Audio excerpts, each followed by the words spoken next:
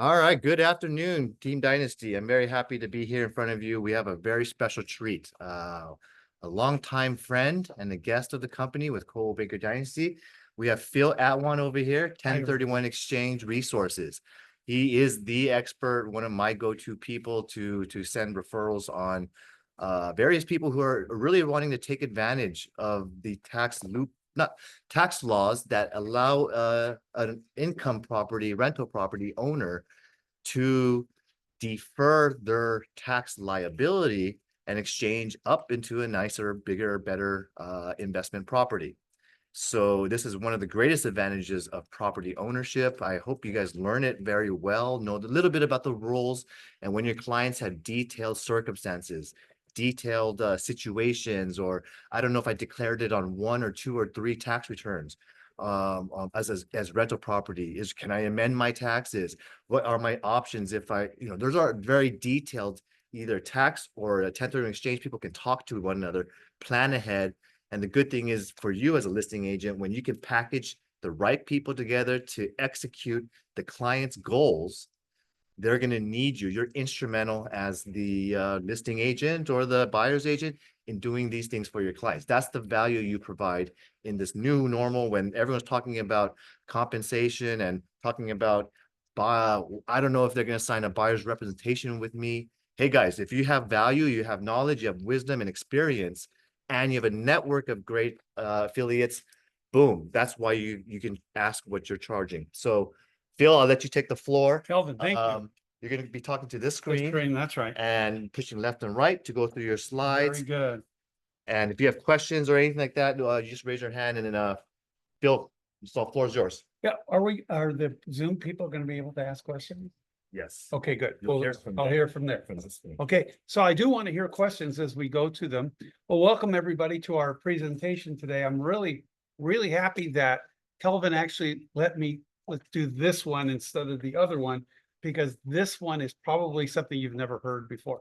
In fact, the very first time I did it for the West San Gabriel Valley Association of Realtors. And they said to me, we need a forecast for 2024. What's going to happen this year?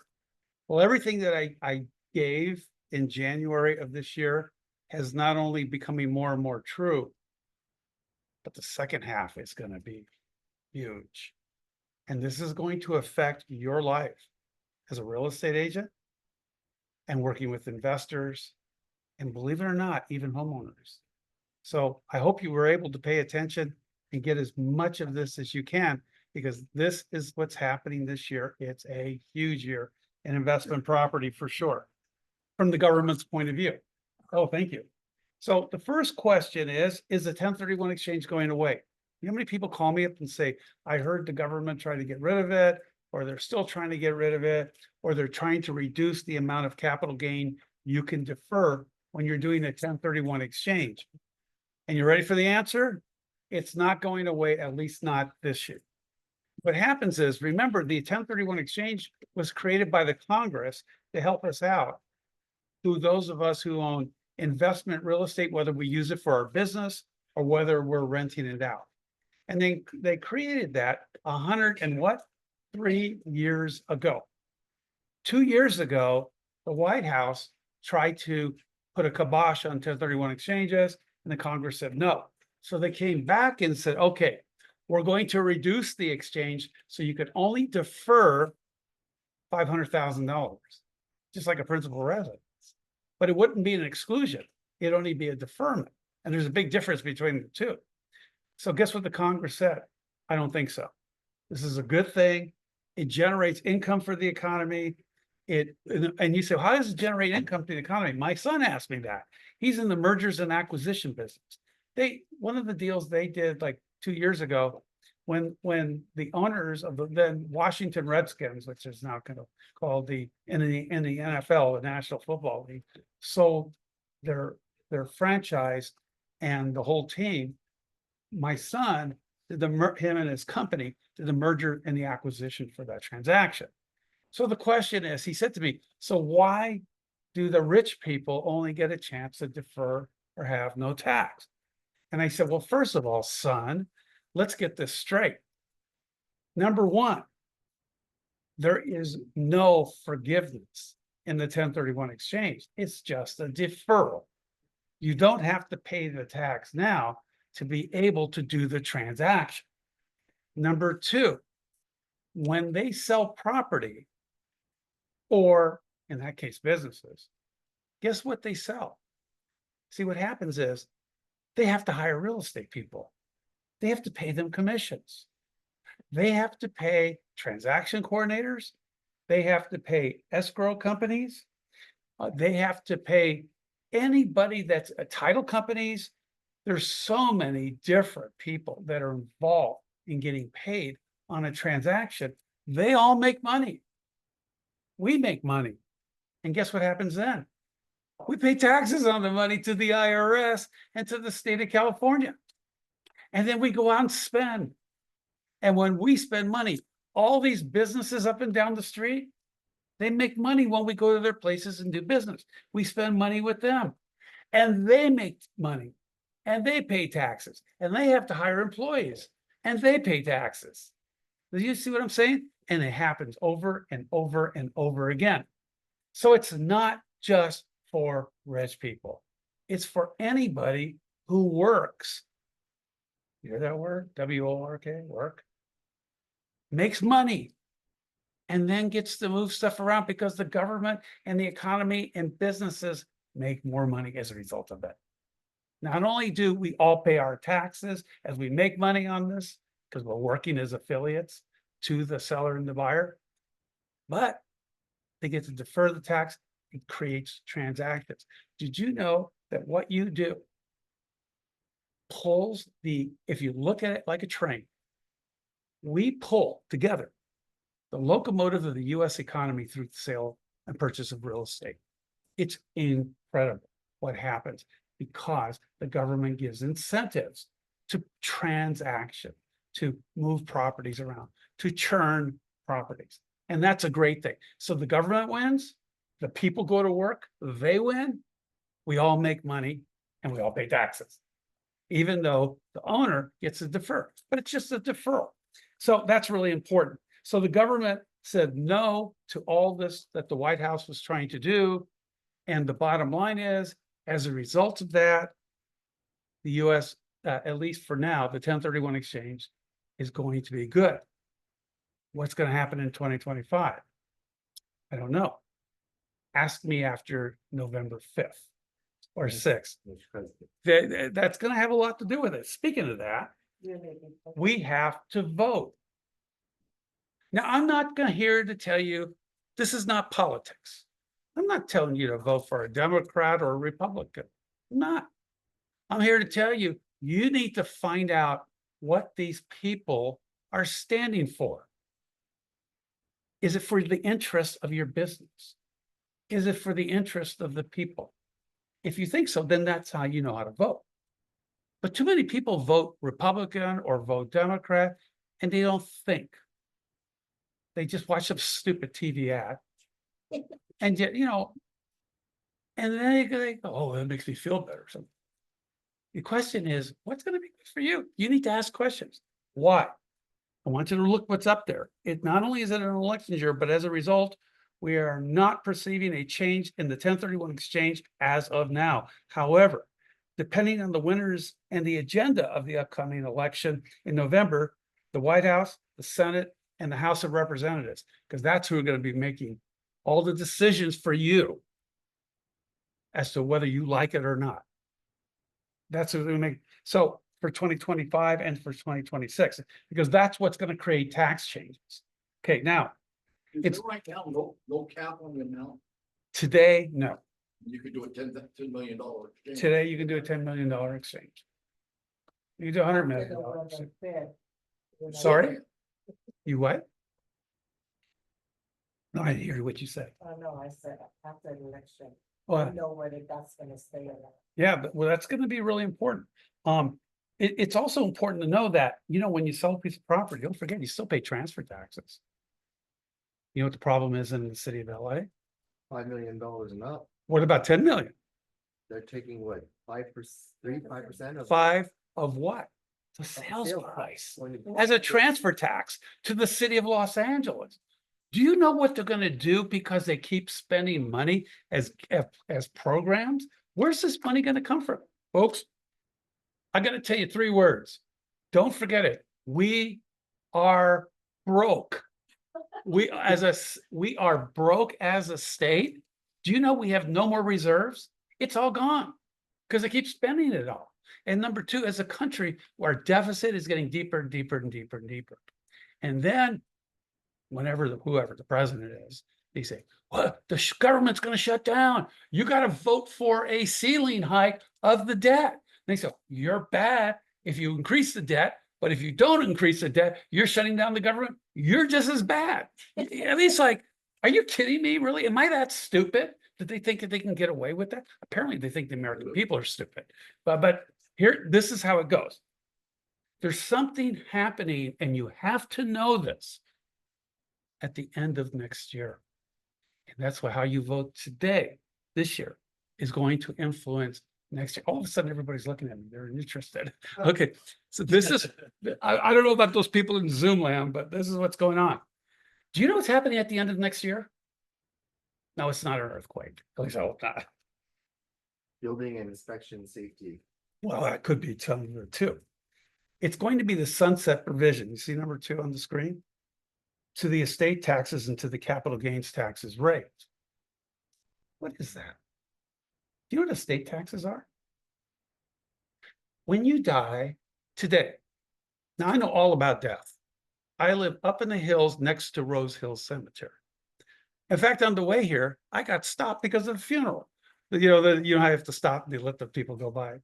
So I thought I was going to be late, but it wasn't. But here's the deal.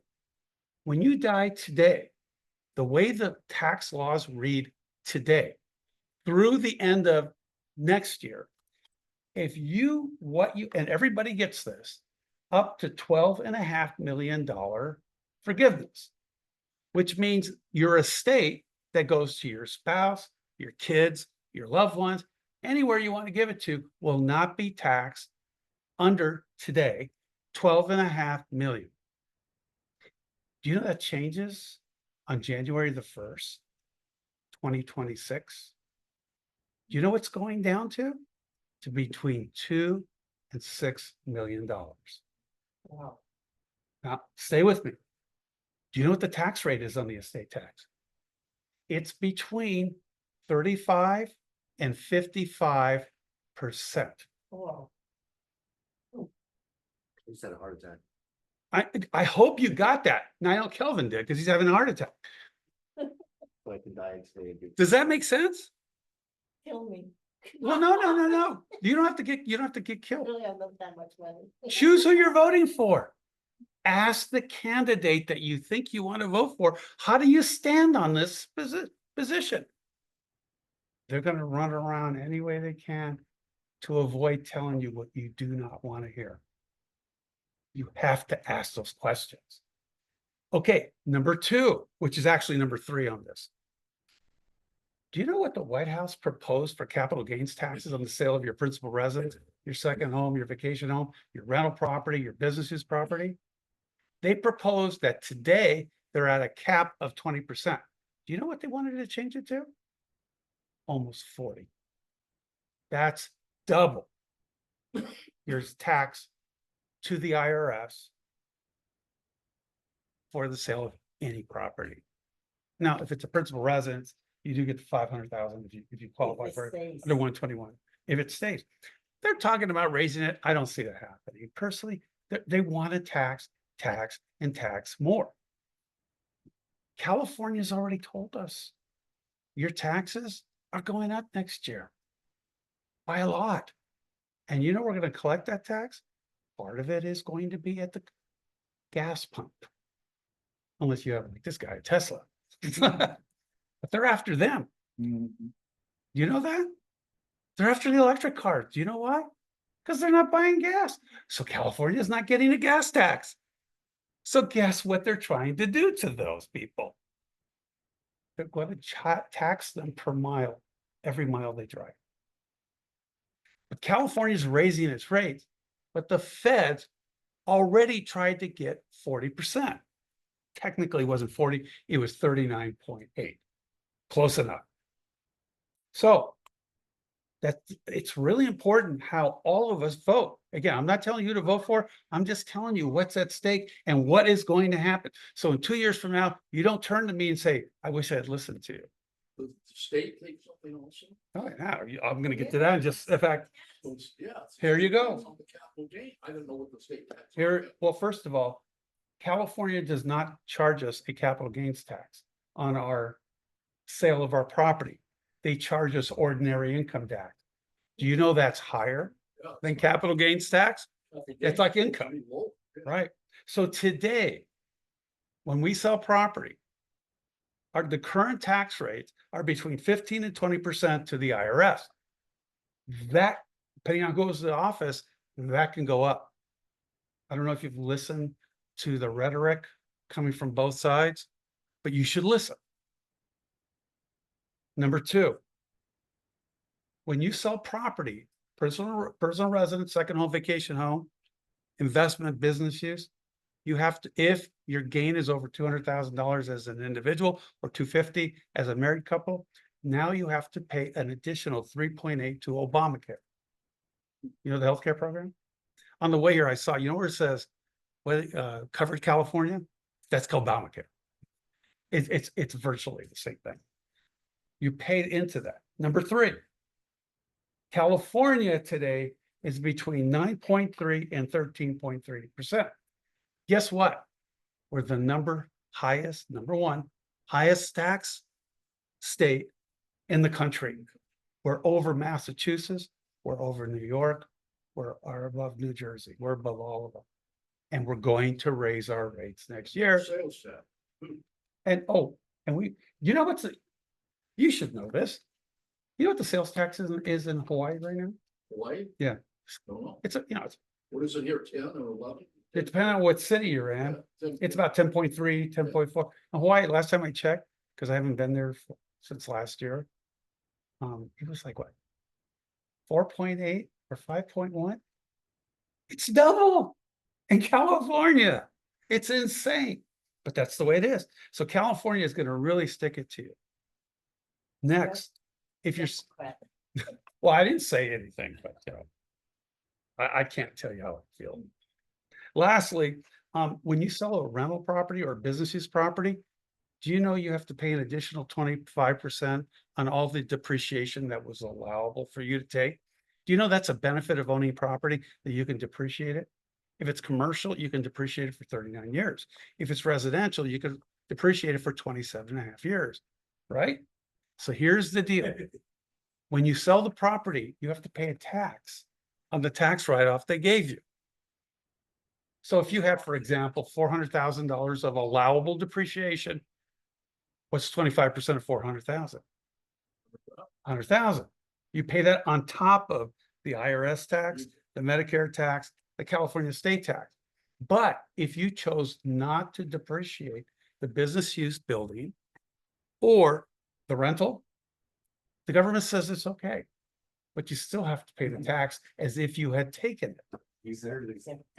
If you decide not to. And I'm not making this stuff up, folks. This is what the federal, How can they do that? because people, I'm gonna be really honest, Jerry, because people keep voting for these crazy people. I don't blame the leaders anymore. I blame the voters who keep voting for this kind of craziness. It's crazy. Next, California, and you have to be aware of this now, has a clawback tax. Now, what does that mean? It's really not a tax. But you see, California did not want you to be able to exchange out of state. Did you know when you do a 1031 exchange, you can exchange into any state in the country? In some cases, though it's very rare, you can exchange into what they call a U.S. territory. Do you know what a U.S. territory is? Guam, Puerto Rico, U.S. Virgin Islands. In some cases, but not all, you can take it to those because it's a U.S. territory. It's not part of our country, but it's our territory. California said no. You either exchange in the state, and if you don't, we tax you on your gain, which I just showed you, the 13.3 cap today. Well, guess what happened? The IRS 3 times told the state you have to. Federal government trumps the state. So what happens is the state said, okay, this is what we're going to do. We're going to come up with a clawback provision. The clawback provision says, you see that red number that says 3840 on the bottom? You know what that is? That's a form that you have to file if you exchange out of California every year at tax time. So you have to submit that to the state. Why? They want to keep tabs on you. Because if you ever sell that property and not do another exchange, they get the claw back.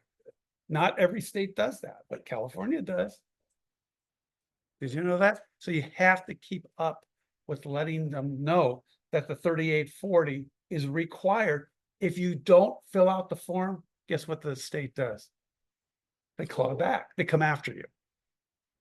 Did you know that the California Franchise Tax Board, which is the tax division of the state of California, has offices all over the country in major metropolitan cities?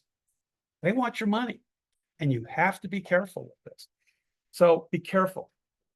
Now, by the way, what if you sold the property, you did a 1031 exchange, you bought it in a different state? Well, 10 years later, you decide to do another 1031. Does California claw back? No, because it's tax deferred again. You did a full 1031 exchange. What if I do a partial exchange? Then California claws back on the part you did in the exchange that you should have. And remember, it needs to be roughly equal or greater value, but I'll go into more of that in just a minute. Yeah. Yes, That's this began, is it like 3 years ago, 4 years ago? Yeah. When was the first time you heard of this? It was 2017. If that's the case, that would be 7 years ago. So here's my question. Did anybody hear about this? no, Actually, I talked about it before. You guys weren't paying attention. But the bottom line is is that, outside of California, let's say you exchange to a different. state. Nevada. Huh? Let's say you go to Nevada or Hawaii, New York, Tennessee, Another time. It was enacted January 2nd of 2014. 2014. So that would be 10 years ago. I So- can't believe it. Time flies. So you have to pay every year you file a form or what? No, you have to file the form that you still have the property. So they can get. It's a you- very they simple can form. Get you when you do sell it. So when you do sell it, That's can what get give you. and claw back. Unless you do another exchange. Wow. Well, what happens eventually when you die? Well, if you have it in a They can- trust, So Now it's got what- that. they can't go after your kids. Because if it's in a trust where it receives a stepped up basis, California gets nothing. Good. Zero. Oh, So it's important that you have a trust or talk to an estate planning attorney who specializes in trust, who can, if you have your property in an LLC as an example, the trust will be the shareholder of the LLC. Or the S Corp or the C Corp, or however you're gonna do it, partnership. Very important, 2024. Can foreigners do a 1030 exchange? You know who asked me that question more than anybody else? The Chinese people. Because I have so many Chinese clients. They're great people. But they say, I have clients. They have rental property or they bought the property a few years ago. It's worth a lot more now. Can I do a 1031 exchange on it? I said, well, does your client live here? He goes, they're not full-time. He goes, they're foreigner. That's their words. And that's why I use it. And I said, that, you know what the actual name is? Non-resident foreign alien. That's the technical name. But most of us call it foreigner. So what do they have to do? Number one, they have to obtain a social security number or an EIN number or an ITIN. You got to get a tax ID number for yourself. If you have a LLC, you already have one because the LLC has to pay taxes. So it already has a tax ID number. Number two, if you're a non-resident and want to sell the property, either escrow will withhold 15% of the sales price to the IRS, or they will withhold, and they will withhold an additional 3 1/3% to California franchise tax bill. But the problem with that is that becomes a taxable event to the seller because all the money is supposed to go into the purchase and they're paying the money for the withholding because they're a non-resident and that becomes taxable to them. So to avoid that, they bring in the 15% in cash and they give it to your escrow officer for the feds. And then they also send them a check for the 3 1/3% for the state. Now they won't get taxed. But they said, I just put all this money for it won't be taxed. I'm doing a 1031 exchange. That's true, but you can get it back. Great. When do I get it back? 1 month? 2 months? Try 14 to 18 months. The government is so behind on these things. But you will get it back. But it probably will be worth less with inflation the way it's been. So anyway, they can later get a refund or they get an 8288B form. Now, what's his face? I don't know why I can't think of it off the top of my head. No. The lawyer here works with all the non-residents. They'll set up. Brooks? Yeah, Michael Brooks. Michael Brooks. Yeah. I got a little brain fart there. They can request an 8288B form from the IRS. If the IRS decides to do it, there won't be a withholding. But you know how long it takes to get that form? Usually between 9 to 12 to 14 months. Well, guess what? You think your buyer is going to stick around in escrow for another, 14 months? I don't think so. So the bottom line is you're better off just bringing in the cash. And Michael told me, he goes, forget about the 8288B form. It takes too long to get. So, and then make sure you get the EIN or the TIN or a social security number because you have to have a tax ID number. Plus, guess what? Because investment property, right, can qualify for an exchange, but then you have to make sure you submit 2 years of tax returns showing income on the property. And then, of course, they tax you on that. Or if it's a business use property, where you run your business out of it, like a warehouse or a commercial building or a office building or whatever, or any of these places out here, then you have to show that you actually occupied it and you ran your business out of it and pay your taxes on. But there is only one way to escape this, and that is it's tough to do, but you have to close concurrently, sale and the purchase. And guess what? That is not an easy thing to do, to close simultaneously. The property you're selling and the property you're buying close in the same. But that's how it works for people who are not full-time residents here in the country. And this is a tough thing, but you need to know the laws and how the rules and how they work. So what are investors doing? They're releveraging. What does releverage mean? Does anybody know? I know Jerry knows what that means. Releveraging is what happens is, over time, guess what happens to the property? It goes up in value over time. Now, there are times where we've seen property values go down, but they come back up again, and they always exceed the previous height. That's why there's what? Equity in the building. So let me ask you a question. When there's equity in a building for somebody who's held the title to the property for, let's say, 10 years, 12 years, 15 years, 20 years, 25 years, why would they sell? You know what they're going to say to you when you're going to sell? Why should I releverage the building? I bought it for this. My property taxes are down here for that. And it's worth so much more, or it's paid off. So why should I sell it? The second question they're going to say, you see, my rents were here, but now they're up here. So why should I sell the building? What are you going to tell them? If you don't have an answer, you're never going to get a listing from these people. So how do you do that? Here's the answer. And I hope you remember this. When the equity goes up, do they get to raise the rent based on how high the equity is in the building? The answer is no, because rents are not calculated on equity in the building. It's calculated on what's fair market like that. So guess what happens? Your rate of return goes down. because you can't charge more for rent because you have more equity in the building. So guess what investors do? Buy a bigger building. They either re-leverage by doing one of two things, refinancing or selling. Yeah. And do a 1031 exchange so they can have more doors that pays them rent. Number two, what happens when property values go up again? Well, when they go up again, do you want all your equity in one building? Or you want it in a bigger building or multiple buildings? Because what happens? They all go up. Instead of having to pay off property, it's okay to pay off your property after you retire, but not before. Because you're getting a lower rate of return. Does it make sense? And people don't understand it. But Phil, because been listening, but Phil, if I have to replace the debt, I'm paying off a loan that I got for 3.57%. And now the interest rates are 7% or higher. True.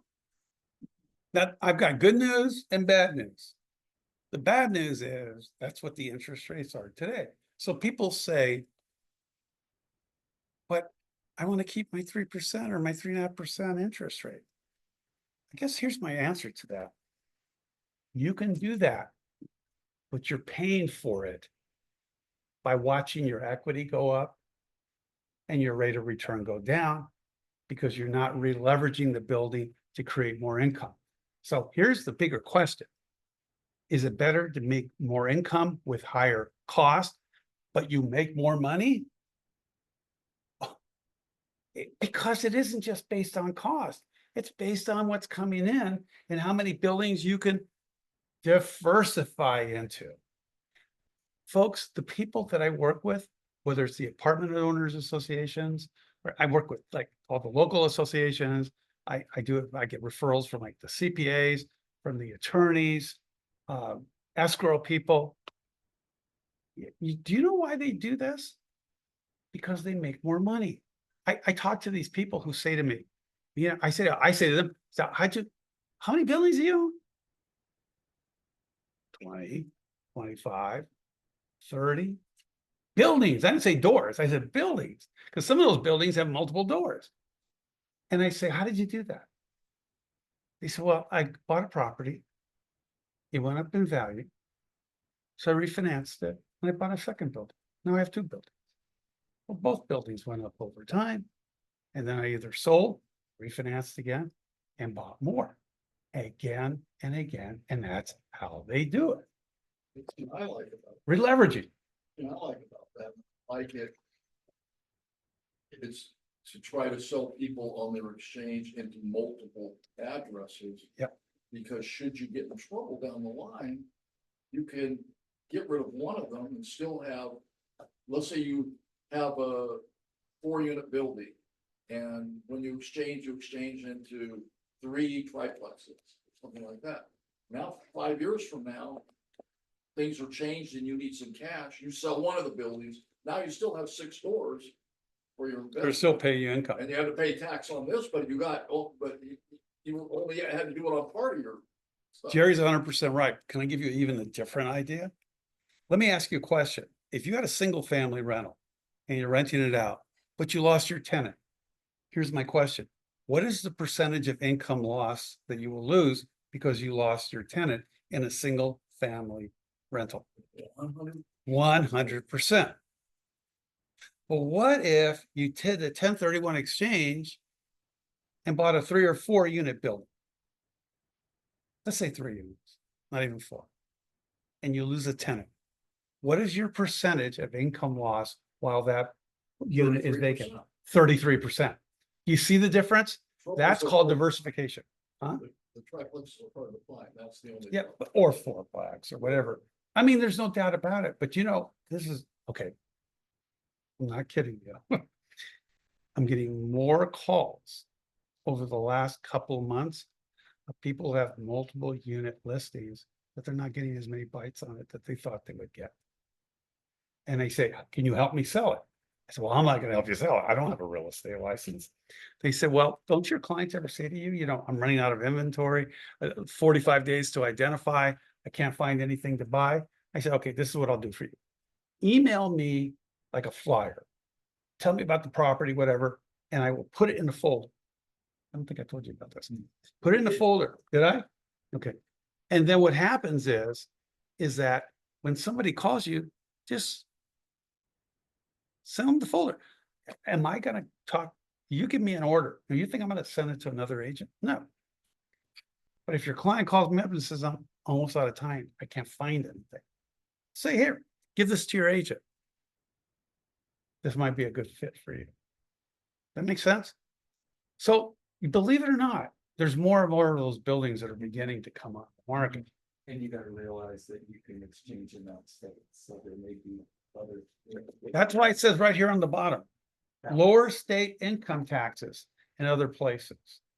And there's two reasons why investors, oops, I shouldn't show you that. Wait, I'll tell you, just say, there are two reasons why investors are leaving the state of California. By the way, unofficially, since 2020, I've been watching it. You know how many out of every 4 deals, you know how many of them are exchanging out of the state? 1.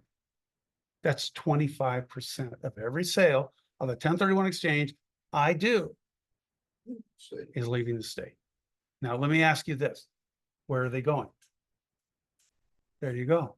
Utah. That's where the horses are running to, where the investors are running to. Tennessee, Florida, North Carolina. That's really hot still. South Carolina, Texas, Colorado, Arizona, Nevada, Oregon, Utah, Montana, believe it or not, Ohio, and Idaho. Idaho has been slowing down. But the whole point is, why are they leaving? 2 reasons. Taxes are very high here. But there's a second reason that's even more important than high taxes. Folks, who's got more rights? The person who's renting the building or the person who owns the building? You In tell me. California right now, it's the other way, yeah. The tenant. And the tenant can't do anything wrong as far. True story. Now it's been about 3 months ago. One of the agents that I work with in the San Fernando Valley called me up and said, I haven't talked to you in about a year or so. Been having a little bit of a problem. I said, what's the problem? Really nicely. And she said, well, I've got a few buildings that I've been able to buy. But this one building, this guy won't pay me rent. And he keeps telling me, because of COVID, I can't pay you. I don't want to pay. But so finally, after a year and a half of that stuff, she said, you got to pay rent. You can't just live here for free. And his mom was living with him. So she kept reminding him, you got to start paying the rent. So guess what happened? The mom died. Well, guess what? The tenant went to court against her. You know what he told the judge? My mother died because of all the pressure she was putting on us. Do you know what the judge awarded him? $250,000. She said, Phil, I had to go and refinance one of my buildings to pay him the $250,000 that the court awarded him. Oh. Folks, the law and the laws are not for the investor. They should. I love this word, Marcus. Don't even say it. Hey, you ever watch that movie, The Karate Kid? Okay. Mr. Danielson, and then there was Mr. Miyagi. Remember what he used to tell when he was teaching him how to do karate? Balance, Danielson, balance. You have to learn how to balance. California is out of balance, folks. It is against the owners. It is for the tenants. And they're taking another right away. Now you can't charge what you can do a first month's, and a last month, but those security, what's that new law They're there? gonna do 30 days, one security deposit. Maximum, Yeah, 1 month. but if you're a small mom and pop, you only have 2 or 3 rental properties, then they still charge you. Do you know what the people tell me when they call me who want to do an exchange? They trashed my place You do, because they don't care. Why? Because the law will do nothing for the owner but just the tenant. And that's why people are leaving for these types of states where the laws are more balanced, not in control. Folks, there's opportunity here for you to get new business. But you got to start talking to these people. And how do you do that? You got to get a farm package from your title person, from Nancy or whoever you're working with. And she will give you a ownership list of these owner occupied or tenant occupied properties, or what they call them, absentee owners.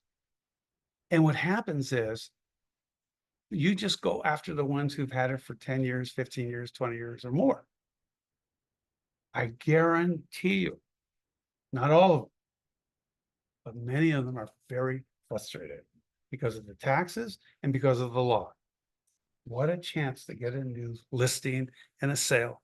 And let's see, call a banker. Oh yeah, they have those other states. So if they go out of area or go to another call a banker, I think you get a referral fee. I mean, you get a sale and you get a referral fee. So I don't know about this buyer stuff now. That's another crazy thing that's happening. But anyway, in fact, just so you know, one of my clients used to be CAR president a couple times. He's now on the executive board for NAR. He called me up a couple weeks ago and said, he always goes, "Hey, Phil, I got another new one for you." I said, "Okay." His name is Zig, Pat Ziggy Zigarelli. Maybe you heard of him. So what happens? He said, "Hey, Phil, he was telling me about the new one." I said, "Ziggy, I got to ask you a question." He goes, "What?" And I said, "You guys really screwed up on this whole NAR thing." He goes, "Phil, let me tell you something. NAR is out of control. The leadership doesn't exist. But a number of us who are on the executive board now are going to try to unwind whatever we can and fix this, because it's going to kill the real estate agents in California." So he said, "Tell everybody that we're working on it, because we are." He said, "But it's not going to happen fast, but it's going to happen." I know Ziggy. You? Yeah. And Oh, they're hitting NAR when they lost their. Or Alabama? Is he sure? So- NAR lost their president. He had a sexual harassment or some sort of thing. They had 3 presidents and how, It had all these turnover. presidents. No leadership, folks. Not good. Okay, next, let's keep going because I don't want to keep you here all day. Why are investors continuing to exchange? Because of what we just said, Jerry. We're leveraging so you can have what? More doors, more rent. Number 2, you want more appreciation, and that's what people want. You know what the biggest regret these investors are out there have? What's their number one regret outside of buying in California? Their number one regret is they wish they bought more because they would be worth more. But how many people say, "Oh, I can't buy a property now. The interest rates are too high." Or here's the other one that I think is very interesting. "I thought the property values are going to go down." Well, they did, but they went back up and they're higher now than they were back then. Biggest regret is people wish they had bought another building or another 2 buildings, another 5 buildings that they didn't buy because it keeps going up in value. And one thing, I don't know if I completely answered that Marcus brought up. You know how the interest rates are higher now? Did you know that's 100% deductible against the income? So you're just going to get it back by paying less taxes. So what's the problem? Unless you can't qualify because the interest rates are higher. It's cash flow. So. But it creates more cash flow. But the more cash flow, the more you make. The more you take, the more they take. That's the bottom line. That's why, you know how the government rewards you for making more money? They raise your tax bracket. That's how they reward you. You got to play smart. And your clients are waiting to hear from you. That you can, by the way, I don't know if you know this. I have 20 different marketing letters I can give you that deal with various areas like this. People who want out of California, people who don't live in California, who own property in California, and how to be able to connect and communicate with them. I will give you the letters under two conditions. Number one, you send me an email requesting it, and my email will be back up. I've got business cards here, I'll share with you. And number two, you contact them. You promise to work it. If you work and just contact these people, you'd be surprised. You might just create some new business for yourself. And it's a good way to go. Okay, I don't want to beat this to Just death. extend before Go you ahead. go. What I like about that, what he's offering, he's giving you ammunition to go out to your field and use your network. Use the ammunition and tools that he's giving. And obviously, you don't have to sell them on anything. You just say, hey, it's a good time to do 1031 exchange. Talk to my expert here, Phil.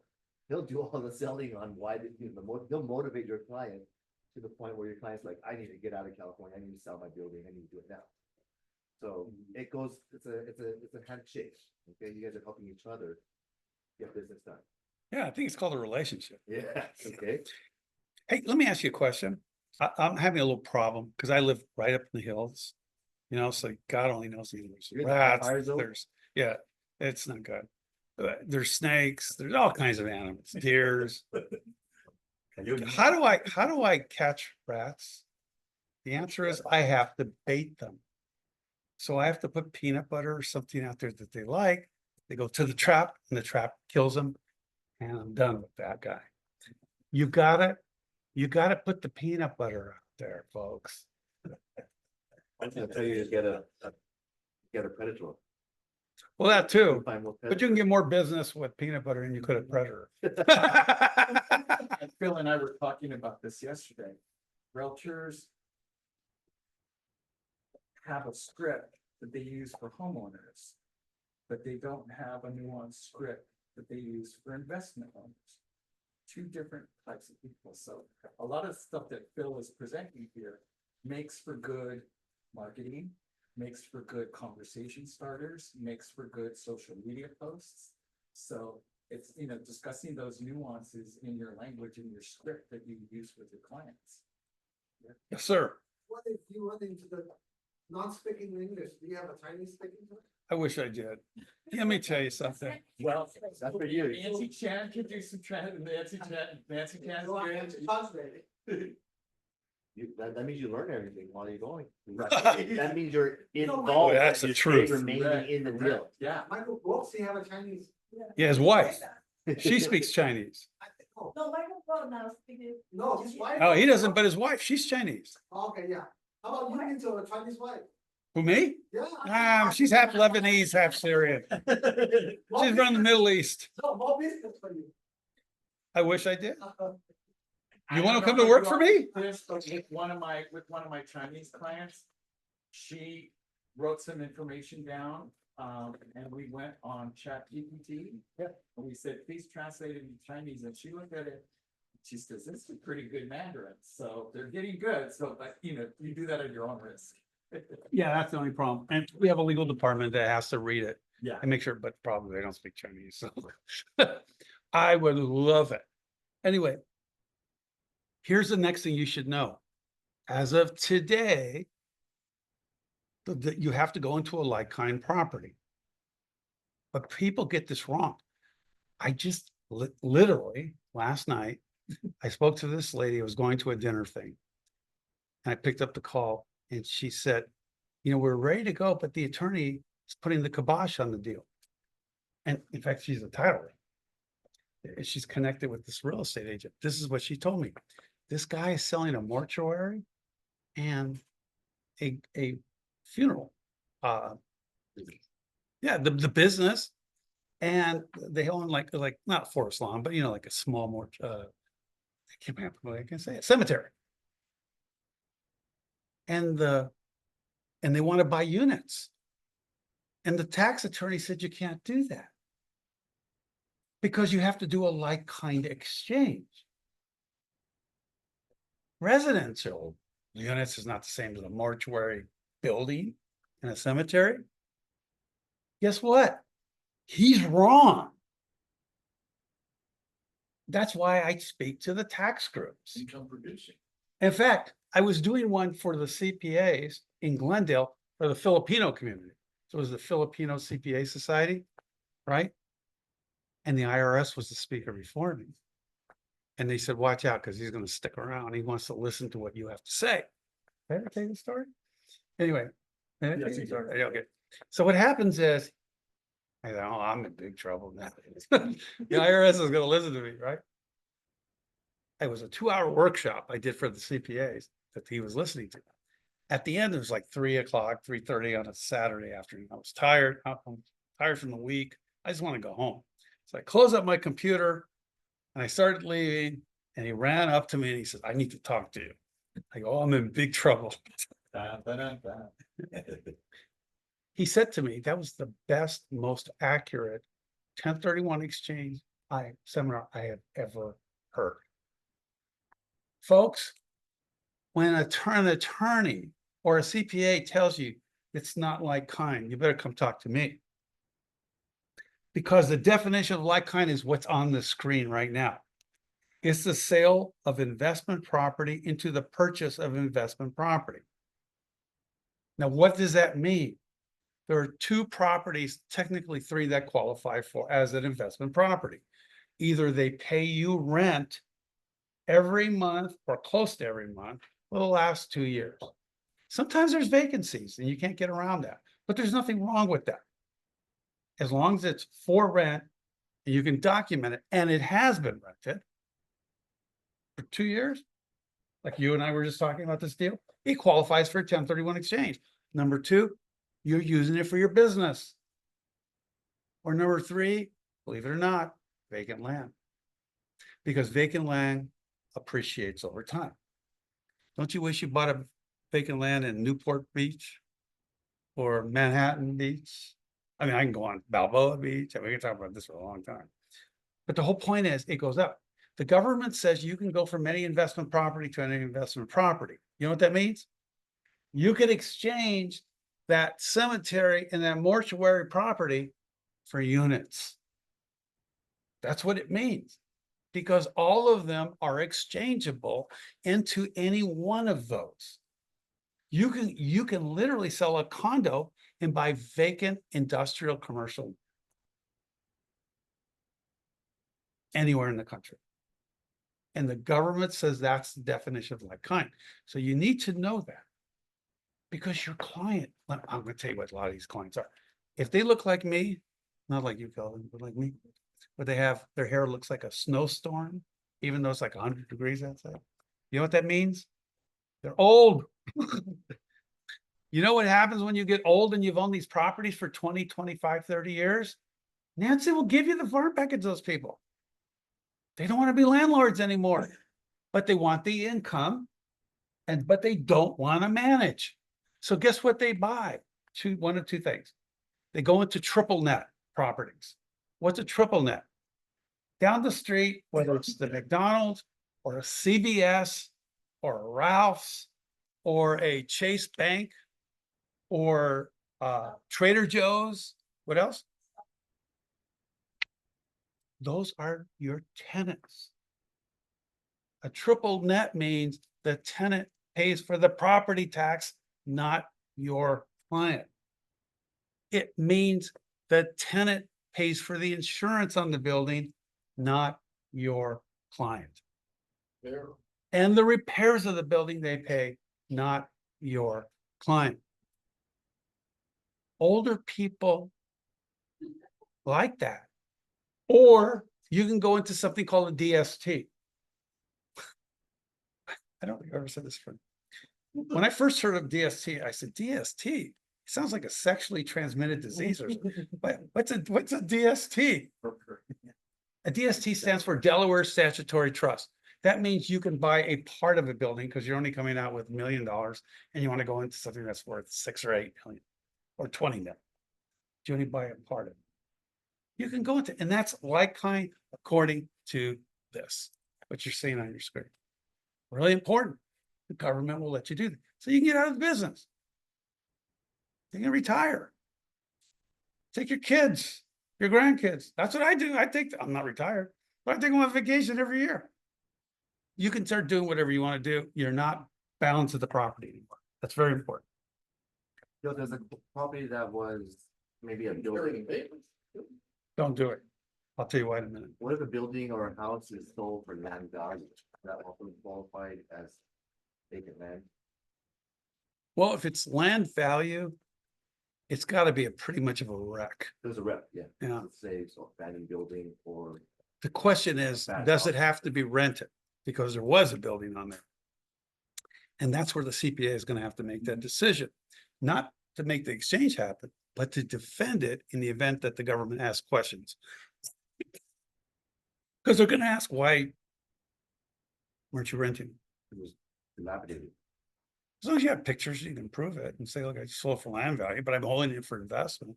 You might have a case. That's a CPA decision. That's something that you and I have to be very careful. We don't give tax or legal advice. I had one where they had their child, their kids in the property, never paid rent. Yeah. Couldn't exchange. Why? Because when there's a relative there, do you know when you rent a relative, is it okay to rent to a relative? Yes. If they pay rent. Well, actually, a little more than that. Did you know that if it's an official relative, they have to pay you fair market They're market. if you want to do a 1031 exchange out of that building? 2 years. Do they really investigate? Well, It does happen. In fact, you know what I was told? You know what they're doing? Well, by the way, last year, you know what the president did? Well, I know they hired 86 84. million new IRS agents.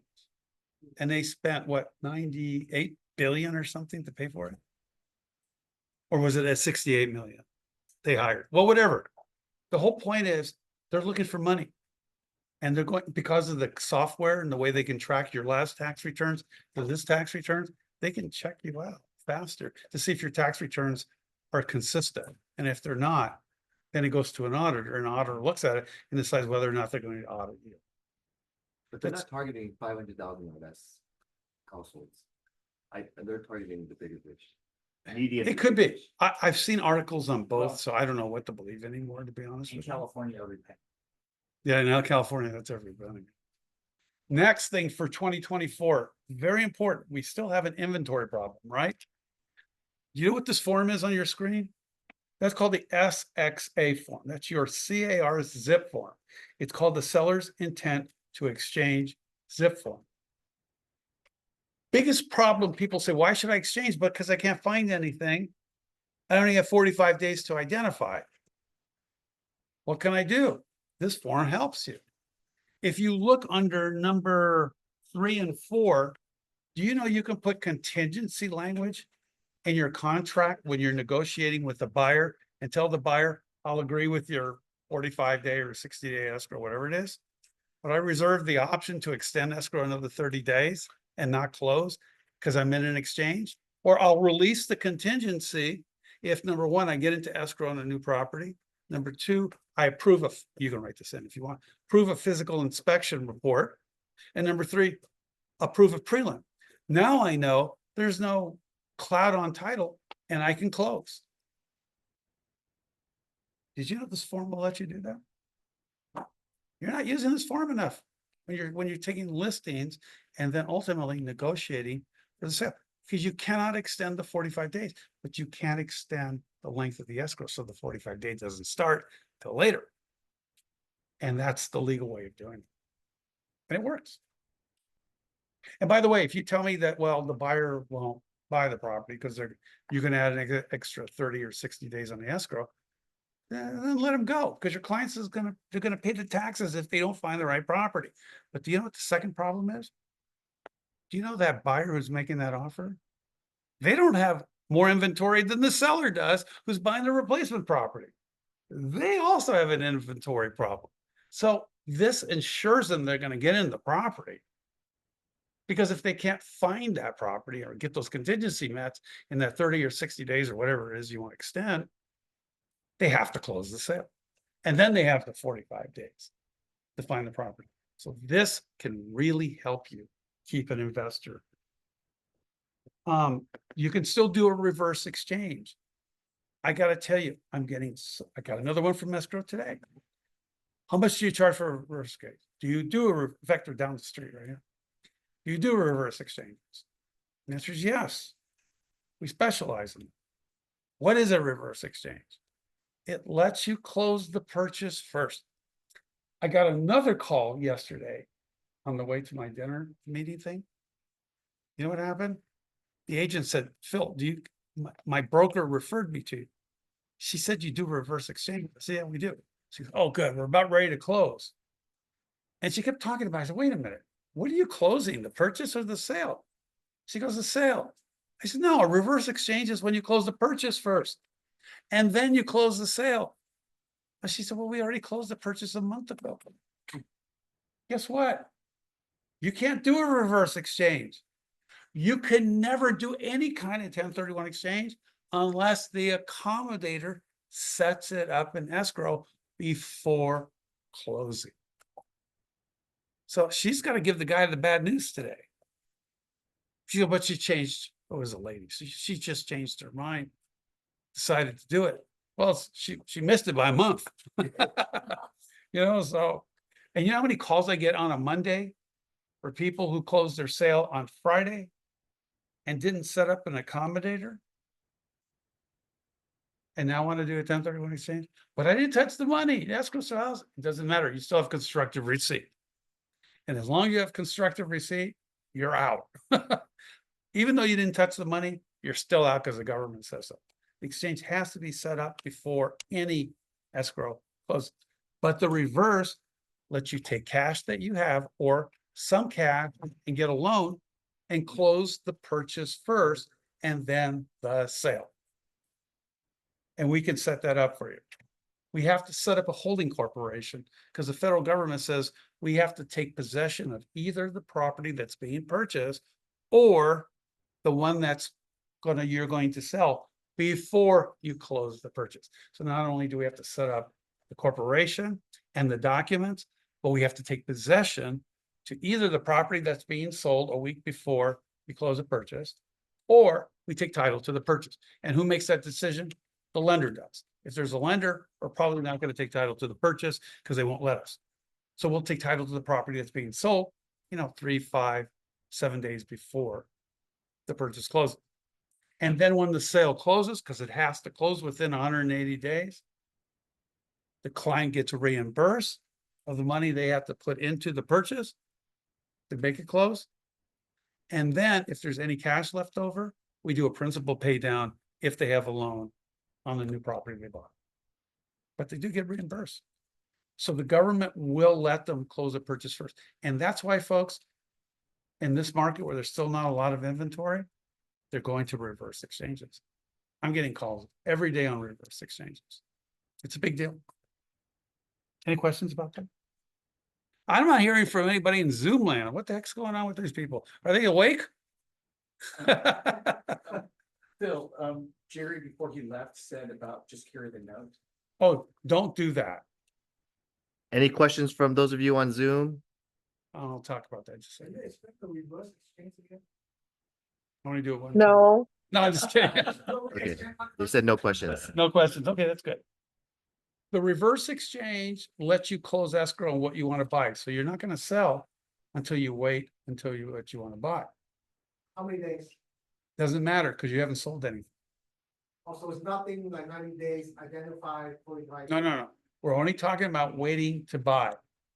When you buy something first. 2 weeks before you buy or sooner, we get involved.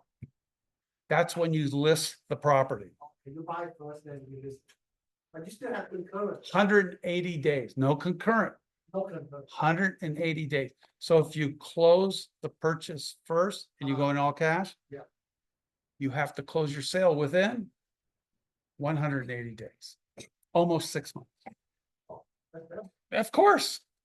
It costs more. Calendar days, not business. Yeah, calendars. Or what if you don't have money to buy it first? Then they can put a down payment, get a swing loan, a bridge loan, What loan? swing loan, bridge loan. Hard Line of money. credit, hard money would work. Hard. Sell your. Kelvin will introduce you to these people. No, that's what you loan. But those get paid off when the sale closes. Which is If nice. You could bridge your other property. If you have equity in the property, that's the bridge loan. That's right. So if you have another property that's equity that you've held, you just tap into that equity. I wish Jerry was in here because I want to answer that question you just asked. Yeah. Is it okay when I'm buying my new purchase to have the seller that I'm gonna buy carry back money? No problem. But if I'm selling a property and Kelvin makes an offer on it, but he wants me to carry the paper, don't do that. Why? Because that's called an installment sale. It's a seller carryback. That means he's gonna pay me principal or interest only with a principal due, like in a balloon, whatever, at some point. As I collect the principal, I'll have to pay the taxes on it because it can't go into the purchase because I carried it back. Because the purchase has got to close within 180 days. But I'm going to get installments from you for 5 years, 2 years, 7 years.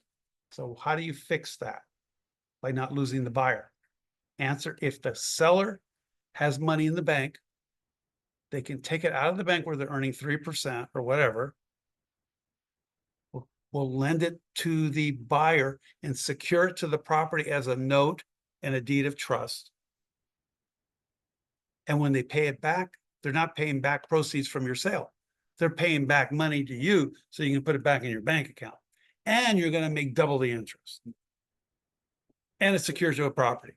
And if the buyer doesn't, if he defaults, you foreclose on him and take your property back. Does that make sense? That's some bad strategies, yeah. Yeah, that's why you don't want to carry back when you are selling. But if the seller will carry back for you when you're buying, that's okay. Because that's good mortgage, good debt. The government will let you do that. That make sense? Okay. Oh, this is just reversing. See, I already went over that. Okay, we're almost finished. Are we okay? Another 5 minutes? Yeah, yeah. All right. Let's say I sell a property for 1 million. People keep asking me, what's my minimum purchase point? If I sold for 1 million, is it 1 million? Or is it just the equity? Or is it the capital gain? Can I get reimbursed? Money I put into the property, like capital improvements, I put in an ADU on the back, whatever. What about, did I say that? My original down payment? I want back money. Well, here's what the government says. If you're selling for 1 million, you're allowed to subtract and pay off expenses to the escrow, but only non-recurring. You know what the difference is between recurring and non-recurring? Recurring is like property taxes. You can't get that paid for out of the exchange proceeds. The government won't let you because it's a recurring cost that you have to maintain. It's like maintenance on the building. It's like insurance. It's like HOA fees. Those are all ongoing payments that you have to make to maintain the building. That's not allowed. But what is allowed is the one-time cost of sale. What is it? I got to pay Kelvin commissions. That'll kill me right there. Number 2, I have to pay the escrow officer, the escrow company. I have to pay the title company. I have to pay transfer taxes, recording fees, 1031 exchange fees. And if the buyer negotiated something with me that I would give him a credit because something was wrong with the property, or I can pay for it, the government says that's a non-recurring closing cost because it's a contractual condition of sale. So if the cost to close the property, as you can see on my list here, is 70,000, which is what, 7%? That means my net is 930. My new purchase price has to be 930 or greater. That's what equal or greater really means. You don't subtract the cost basis? No, because you're trying not to pay taxes. So you're trying to take the basis with you to the next property Okay. and do a 1031 exchange. When does the cost basis get affected? When I'm cashing it. That's a good question. That's a very good question, actually. A lot of people don't understand what you just asked, but that's an excellent question, and that's the way it works. Number 2, but what if I have loans on the property? Well, they're going to be paid off. Title company won't insure the transaction unless they pay off the loans. That's why they have to do it. If they don't do it, they won't insure it. So let's say you have $400,000 of first, second HELOC, line of credit, hard money, whatever. And it's 400 that's gonna be paid off. Now from your 930, all you have left is 530. Well, the government says all the 530 has to go into the purchase, but all the cash that's left over after the transaction closes, the client can't touch, it has to go into the purchase. If you want a full 1031 exchange. But what did I say the minimum purchase price is? But I'm only coming out with 530. So how do I get back to 930? I have to reborrow the 400 or bring in new cash to not borrow into the purchase escrow. But you cannot bring in an investor or partner to supply that 40,000 different. That's The a, purchase of the 1031 exchange has to be the same ownership. okay. Let me give a good example of what Kelvin is saying. This is my situation. I'm selling for $1 million. Let's call it my new purchase price has to be $1 million, just to make it simple. Okay. But we know it's 930.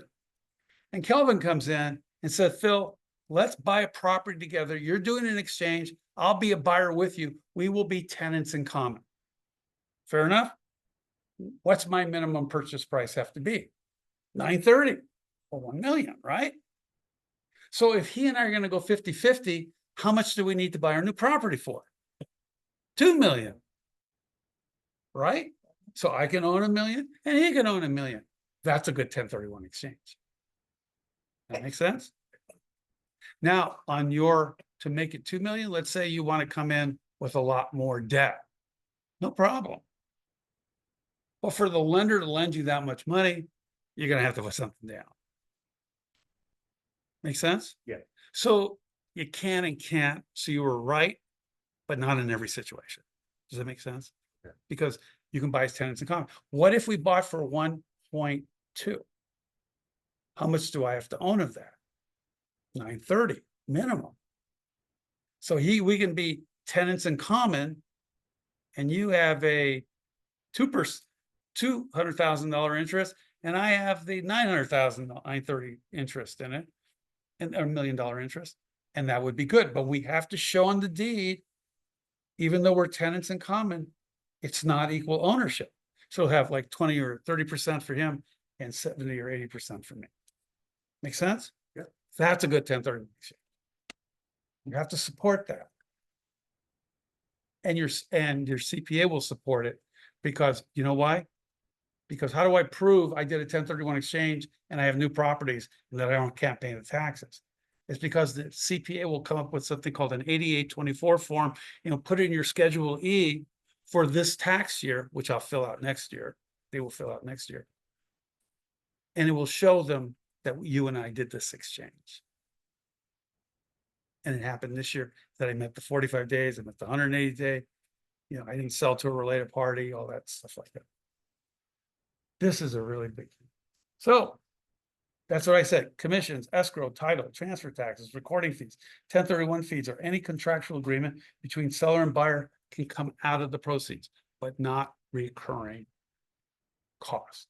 In other words, what if you're let's say, that dilapidated property you just talked about? Let's say I own that and you convince me to sell it. But the problem is, you say, Phil, you got to do something to make this property a little more inhabitable. So let's say I put 50,000 into it. Yeah. Can I get that reimbursed? Yeah. Well, That's a recurring cost of maintenance. oh, I thought it was a cost. But what if it was called out by the city No, code enforcement? no, For the lender? buyer. I have to have a contractual condition of sale. The city's not going to do that. They're just going to tell me I owe money. No, some cities have an inspection like Almaty, Yes, which they have get everything permitted. And that's a so does LA one-time- City, Yeah, that's a one-time Yeah. cost. but it's not a cost to sell. Because it isn't the buyer who's asking you to do that. The city's enforcing, like a weed abatement or whatever it is that they're gonna make you do, right? To come into compliance. That's not a contractual condition of sale. It's from, who's the contract between? Buyer and seller. That's exactly right. Therefore, it's got to come from the buyer. And if the buyer asks for it, it's The buyer, legal. it's a checkbox. The buyer asks the seller to pay for compliance with the city. If you could show that, I think you'd win your case in front of the IRS or the franchise tax board. If it's a condition of sale levied by the buyer. I would think that would pass. I don't think that would be a problem. Make sense? I always thought that your cost base, well, this is for the tax rate, cost basis plus your improvements, capital. Minus depreciation Minus depreciation. plus closing costs equals your, Taxable. that gives you your basis. Sales price minus adjusted basis equals your gain. Make sense? But be careful. You can do that for yourself, but if you do that for somebody else, that's giving them legal and tax advice. And if they misunderstand you or you're giving bad information, because it really is complicated, they could sue you and win. Be careful. Oh, last thing. People keep asking me, can I change the ownership when I go from seller to buyer? So when I'm selling the property and I'm selling it in my one LLC, could I buy it in my trust? This actually can take me half an hour to 45 minutes to explain. It's very technical. Let me give you the really easy answer. The vesting or the ownership on title should be the same, but it doesn't have to every time. Why? Because the government does not know you as a name. They know you as a number. You are a number. You're a tax ID number. You're an EIN, a ITN, or your social security number. So this will keep you safe. The number that sells has to be the same number that buys. You can change the ownership name, but the government isn't worried as much as they are about the numbers. The number that sells has to be the number that buys. If you do that, you'll be in good shape. Why? A good example. We're selling, let's say my wife and I are selling under the Philip and Loretta Atwan Family Trust. But the dumb lender won't let me buy in the name of the trust. They're going to make us take title as husband and wife as community property or whatever. Question: is that a good 1031 exchange? The answer is yes. Why? Because in our situation, our trust tax ID number is my social security number. And when we buy, we're buying back in the same number, but a different name. One's a trust name. The other one is vesting name is husband and wife.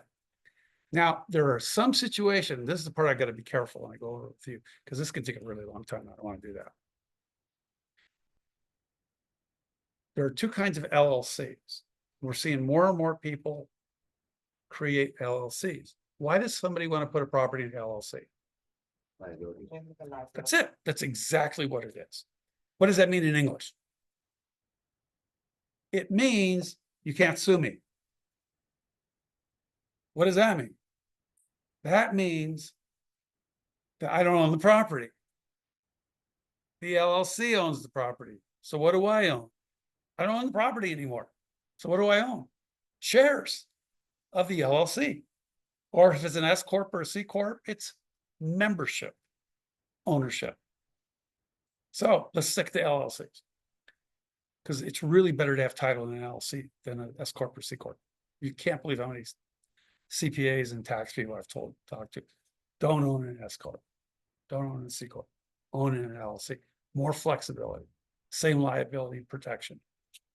So I'm a single man, let's say, and I'm selling a property, and I'm the 100% shareholder of the property. Could I buy the new property in my name from the LLC? The answer is yes. In that situation, I could. Why? Because I am a single member disregarded LLC. What does that mean? That means my social security number is still me. So the tax ID number or the tax, how can I say this? The tax filing is going to be filed under my personal tax return. So though it's a LLC, I still maintain the liability protection, but the money still comes to me directly. What if I'm in a two-member LLC, myself and my wife? Well, guess what? California is a community property state. As a result of being a community property state, that means they're treated as a single member because we're married. So I can do the same thing. But if Kelvin and I bought property together, we're not married. I guess you could in this state now, but we're not married. Marcus, what if we bring him on? Now we have a 3-member LLC. It's not disregarded.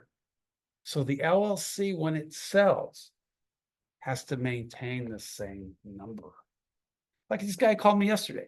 He said, my client is selling here, but they want to buy, it's a commercial building, but they want to buy 2 residential buildings.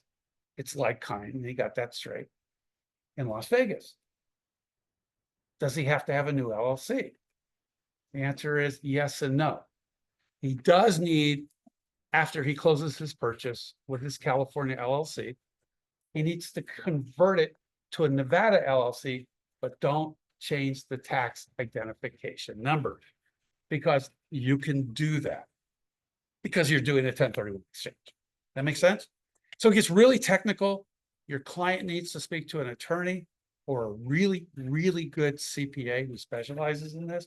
But this, that's why I brought this to you today, because it's what's happening this year, what could change next year, depending on Congress, not just the president, but our congressional leaders, our senatorial leaders. I mean, we got a heated senatorial race going on right now. Do you know who that's between?